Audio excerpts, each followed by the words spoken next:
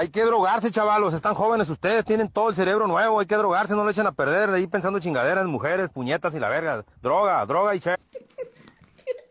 Fishing hot dog.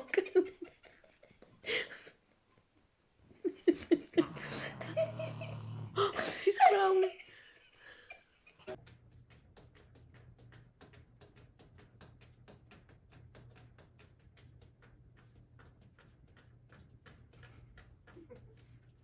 I mean, I kind of have OCD. You mean obesity?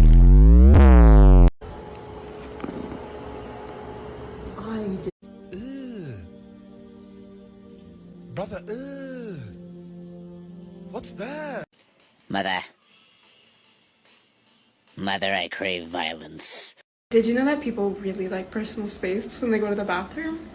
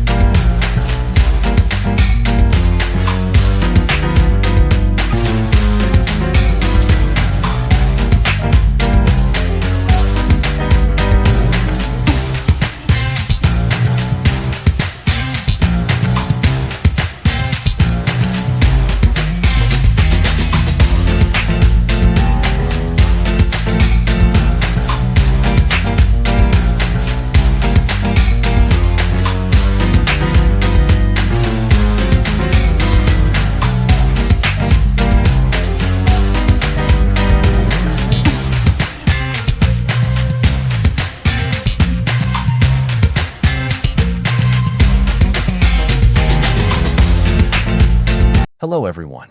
Thank you for being here today. I'm excited to share a heartwarming story with you titled, The Great Post-Dinner Separation. If you enjoy this video, please consider liking and subscribing to my channel. Of course, if it's not your style, feel free to skip it, no hard feelings. Now, let's begin the story. Dinner in my tiny home always feels like a royal banquet, at least if you ask my two cats. The moment I start preparing their food, they transform into little furry shadows trailing behind me with expectant eyes. One meows dramatically, as if I haven't fed him for days, while the other does a full performance of tail flicks and pacing, like an impatient customer waiting for service. By the time the food bowls hit the floor, the room becomes a stage for their synchronized pouncing. They dive in with the kind of enthusiasm that would put competitive eaters to shame. Crunch, crunch, munch, munch. It's a noisy little feast, filled with exaggerated chomping that makes me wonder if they're trying to convince me they're working harder than they really are. For those 5 minutes, the entire universe revolves around their meal. No phone call, no delivery knock, not even an earthquake could break their focus. They eat with speed, dedication, and absolutely no manners. By the end, there are crumbs scattered on the floor, water splashed near the bowl, and two satisfied little lions sitting with round bellies, licking their whiskers as if they've just conquered the wild. But here's where the comedy truly begins. You might imagine that after such a feast, they would cuddle together, sharing a cozy nap like siblings in a fairy tale. Wrong. These two are far too dignified for that. Instead, they seem to have an unspoken agreement.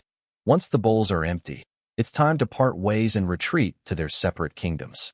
One cat struts confidently toward the window, hops onto the sill, and positions himself like a watchful guardian of the street. He sits tall, tail wrapped neatly around his paws, staring outside as though he's monitoring the neighborhood's political affairs. From time to time, his ears twitch when a motorbike passes or a bird dares to fly too close. The other cat, meanwhile, prefers the luxurious solitude of the corner by the bookshelf. He sprawls dramatically, like a tired philosopher who has just written the final chapter of his life's work. With a deep sigh, he rolls onto his back, paws flopped in all directions, belly exposed for the world to admire.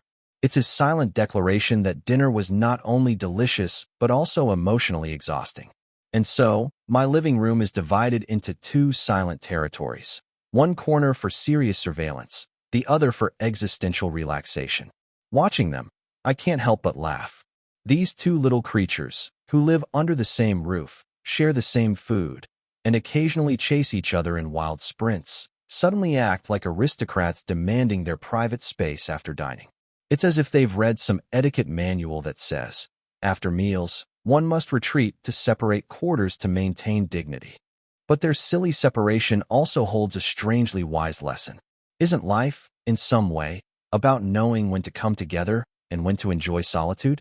Humans often feel pressured to always be social, always be connected, always share every moment. Yet here are my cats, showing me that it's perfectly fine to eat together, then retreat and recharge in different corners. There's comfort in both closeness and distance. As I sip my tea and watch them in their chosen spots, I realize that their post-dinner separation is not about ignoring each other, but about balance. After all, when the next mealtime comes around, they'll once again dash side by side to the kitchen, proving that love doesn't always mean constant togetherness. Sometimes it's about giving each other space, then coming back with equal joy. In many ways, the behavior of the two cats after dinner mirrors how humans interact in today's fast-paced world. We often come together for meals, celebrations, or shared projects. But once the moment is over, people naturally seek their own corners. Some enjoy socializing further, while others retreat for quiet reflection. This isn't a sign of weakness or distance. It's actually a healthy rhythm. Modern life often glorifies constant connection, always online, always available, always social. Yet this pressure can drain our energy and blur our personal boundaries. The cats remind us that balance matters. It's okay to share joyful moments and then claim personal space to recharge. In fact, respecting both togetherness and solitude strengthens relationships.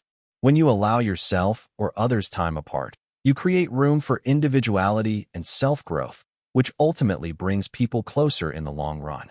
In practical terms, this could mean spending quality time with family, but also honoring personal hobbies, or working closely with colleagues while ensuring time to reflect privately. Just like the cats who separate after a meal only to reunite with excitement later, we thrive when we understand that love, friendship, and connection are healthiest when balanced with independence.